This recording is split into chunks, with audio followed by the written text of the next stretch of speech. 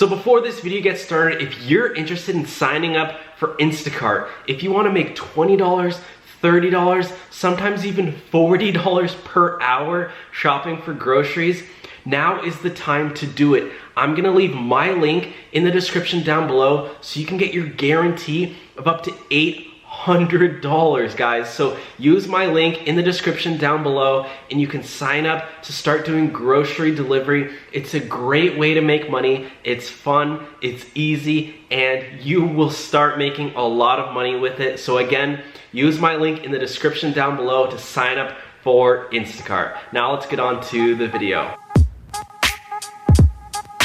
Hey, what's up everyone? How's it going? Welcome back to the Rideshare Hub. My name is Dylan. Thank you so much for coming by. So I know a lot of new people have been signing up to do Instacart grocery shopping. I know Instacart is hiring a lot of new shoppers, so I wanted to make this video. I am an Instacart shopper myself. I started doing Instacart shopping way before the coronavirus started.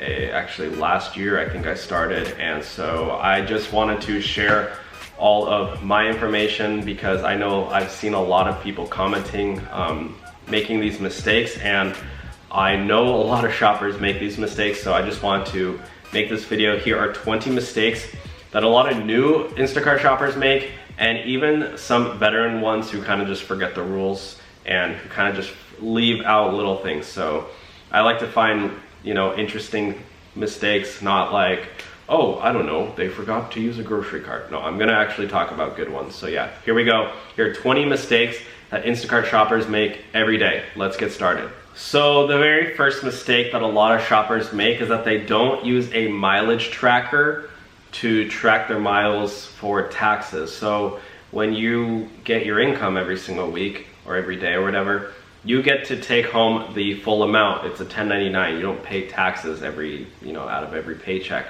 But what you do have to do is pay tax at the end of the year. But one of the nice things about being a Instacart shopper or just, a gig worker, independent contractor, is that you get to use write-offs, tax write-offs. And one of the biggest one is miles. You get to write off all your miles. Typically you would save 55 cents to 58 cents. I know it does fluctuate year per year, per mile that you drive, that you put on your car.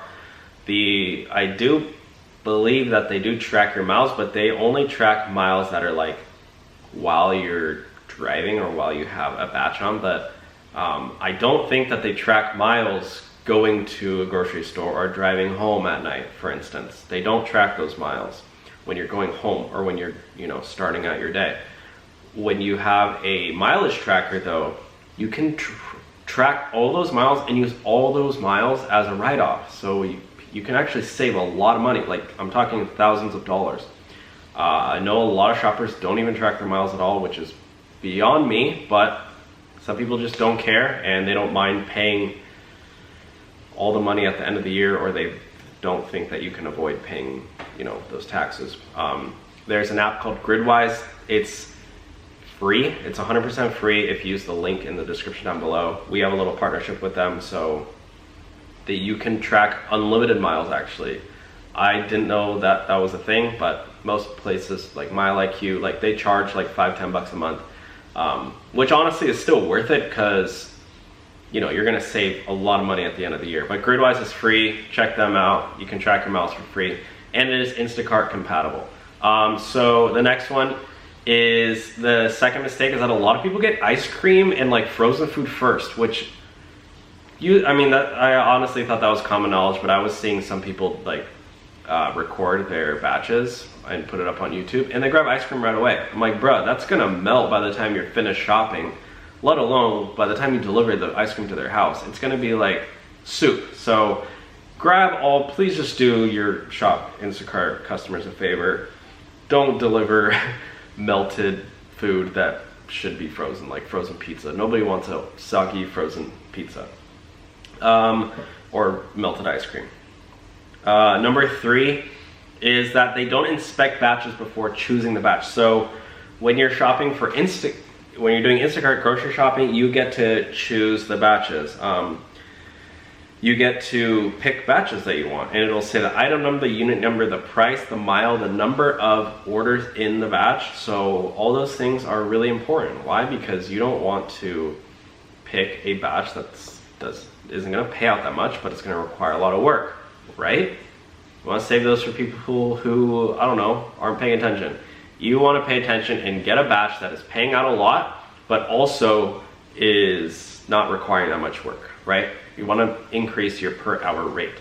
That's why a lot of new shoppers, they just pick kind of whatever batch and they end up taking a way long time, and then the old veteran Instacart shoppers make more per hour. Number 4 is they don't drive during the busy times. They drive during busy times.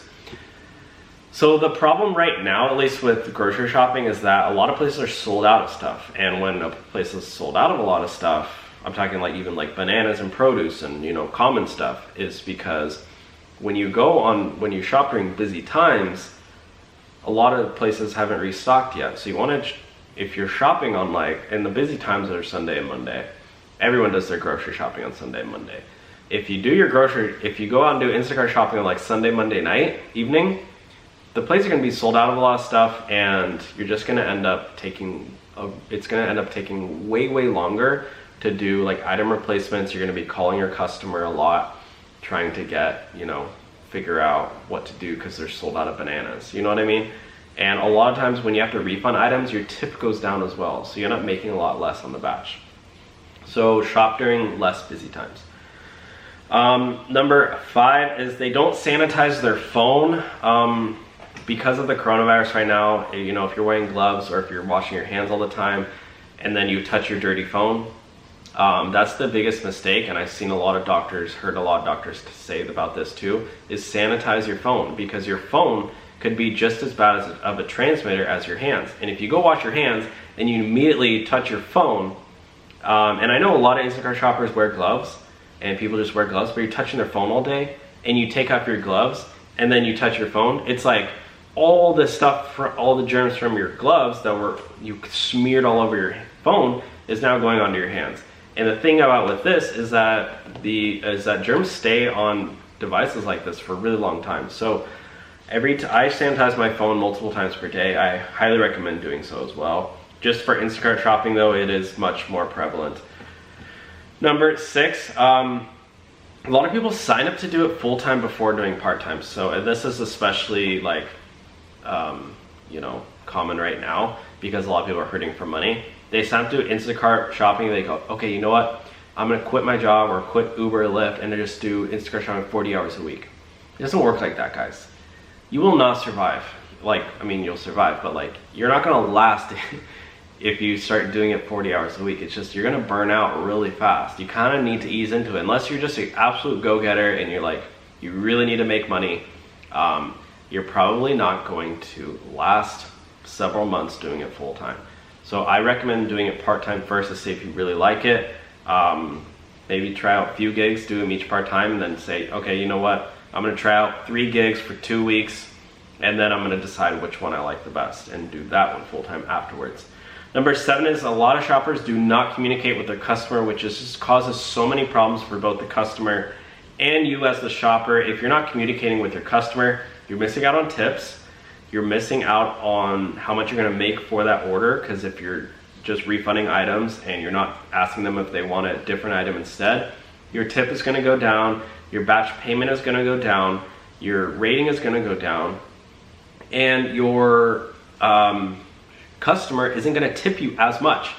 And I mean, your tip's gonna go down. Like, there's a preset tip that when you refund items, it drops already. But when your customer has a $30, $40 tip waiting for you at the door, and then you go and deliver it and you're like, sorry, they only had half of the things. And I know they had tons of other types of yogurt, but they didn't want your specific type of yogurt. And I didn't ask you if you want a different type. Like, ask them if they want a different type of yogurt. You know what I mean? Like, you have right now, like, you just gotta communicate right now. Okay, so the next one is number 8 is people rely on Instacart way too much. And I've seen this, especially when the whole bots started happening, Instacart bots, is people started freaking out and they go, oh my gosh, I rely on Instacart to pay my rent. If I don't have Instacart, I'm gonna go homeless.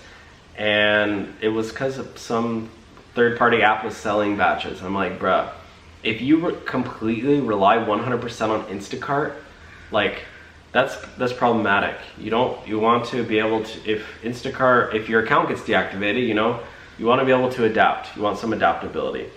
I've seen that a lot. Number 9 is that they don't work on surveys during downtime. So when you're doing Instacart shopping, there's a lot of downtime, and you can get paid. Sometimes you can even get paid while you're shopping, like when you're standing in the line. There's downtime, right? When you ask somebody like for meat and you're waiting in line to get meat at a store, it's gonna take 5 minutes, right? You could be making money with Survey Junkie during that time. And a lot of people don't realize that you can make money while you're waiting. So yeah, or if you're going out and shopping with friends, which I know is technically not really allowed, but if you're gonna do it while the other person's driving, fill out surveys while they're driving, make money. That way you're doubling in on your income. With Survey Junkie, I'll use a link down below. I'll put a link down below. You can get a sign up bonus if you use that link. Number 10, going off that, a lot of people don't use a referral code.